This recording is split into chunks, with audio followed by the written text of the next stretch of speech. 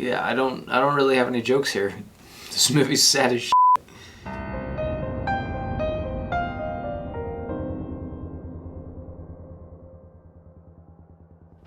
Welcome back, everybody. I'm Jake, the Scary Story Guy, and today we're ramping up for the spooky season with a lesser-known Australian horror film called Lake Mungo. Lake Mungo came out in 2008. It was never released in the US, as far as I'm aware, and it's the only movie ever written or directed by a guy named Joel Anderson. The man just dropped one awesome movie and then just fell off the face of the earth, apparently. Now, a lot of my videos are for new releases, obviously, but the reason we're talking about Lake Mungo today is that I recently made an appearance on the Jack of No Trades podcast. It was me and a few other guys, and we put together an authoritative list of Halloween movie recommendations. I'll put a link to that in the description below. And Lake Mungo was my top recommendation in the deep cuts category, which is where we talked about horror movies that most people haven't seen or maybe even heard of. Now, thanks to the internet, many hardcore horror fans likely have heard of or even seen this movie due to word of mouth. But I rewatched it for the podcast, and I just had to add my voice to the mix here. This is a must-see movie. Now, I'll start off this review spoiler-free and then do a small section for spoiler talk at the end. The story of Lake Mungo is told mockumentary style, and it's the exploration of a teenage girl's death in Australia. It was a drowning death with a missing body, a bit of mystery behind it, so it turned into kind of a well-known case locally. And the documentary examines this girl's death as well as the strange, potentially supernatural events that follow. Okay, so like I said, this movie is really good, but you need to go in knowing what to expect. You'll be disappointed if you're looking for pure terror, just ready to white knuckle your way through this. Lake Mungo is slow and ponderous and oftentimes feels more like a meditation on grief than an actual horror film. And it does have some frightening moments. There's one in particular that I think is quite memorable and effective. But the real horror here, I think, comes from the mood more than anything. This movie has just this feeling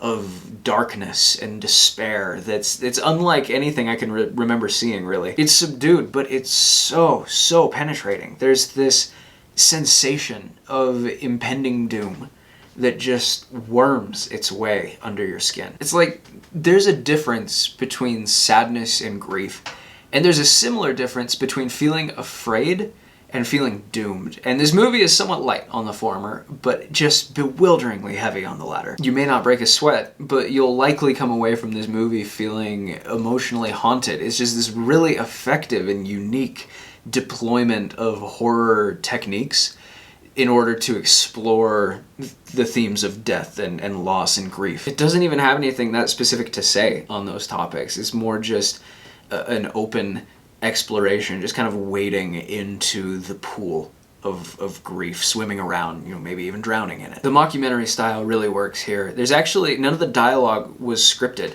It was just kind of a basic outline of the plot, and the actors are just responding to questions as they feel their characters would. It allows them to just sort of inhabit their roles rather than actively play them, and it really adds to the authenticity of this movie. Honestly, if you didn't know anything about this movie going in, you could be forgiven for thinking it's a real documentary. I mentioned that the writer and director Joel Anderson has never done anything else in the film world, and as far as I can tell, the same is true of most of these actors. Almost none of them have a Wikipedia page. Of the couple that do, they're like directors. The entire cast of this movie seems to have like 6 total acting credits. Everyone here looks, sounds, acts like a normal person, because evidently they are.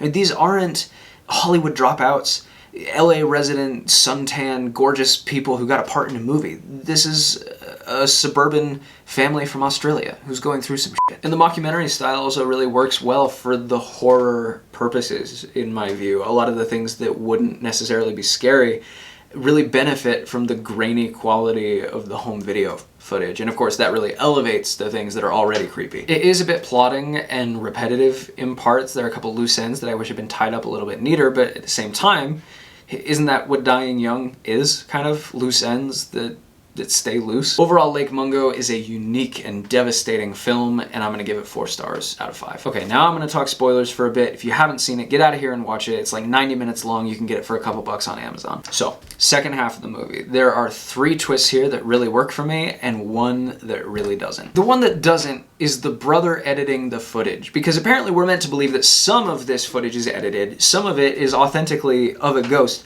and they're basically indistinguishable with this kid's 2005 video video editing technology. And that just strikes me as a bit silly. And then at the end, during the credits, the camera like zooms in to all the edited photos to show that there's a real ghost in them, which I gotta be honest is just pretty stupid. You're telling me the kid spent all that time poring over and meticulously editing a fake ghost into a photo, and neither he nor anyone else noticed the real ghost that was just there in full clear view? Especially given the fact that everyone in this movie seems to have like superhuman vision as they're going full Sherlock Holmes mode over all their old vacation footage. But let's talk about the better twist. First, the twist with the neighbor. The moment where even in the faked picture you can see the neighbor crouching in Alice's bedroom is super creepy. And there's a moment where it feels like this is going to turn from a ghost story into a murder mystery or something. It's what leads to the discovery that Alice had some dark secrets. It was sort of living this double life, which is just a whole different kind of grief for her loved ones. It's no longer just, oh, I don't have this person anymore.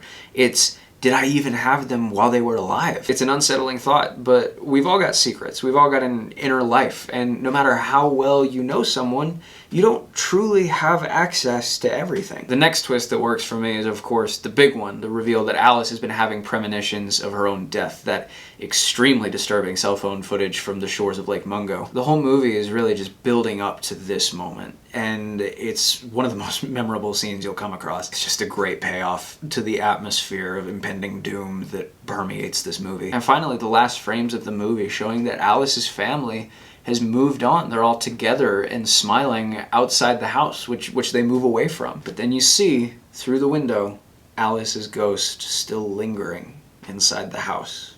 Is she trapped there without them? It certainly appears so. Like I said, this movie's sad as shit. Alright, time to go cheer myself up. As always, if you need more scary content, check out my original horror stories in the description. And again, if you need some good Halloween movie recommendations, I will link to my recent appearance on the Jack of No Trades podcast. And of course, I'll be back soon with more reviews. But in the meantime, thank you for watching this video, and here's hoping you survive to see the next one.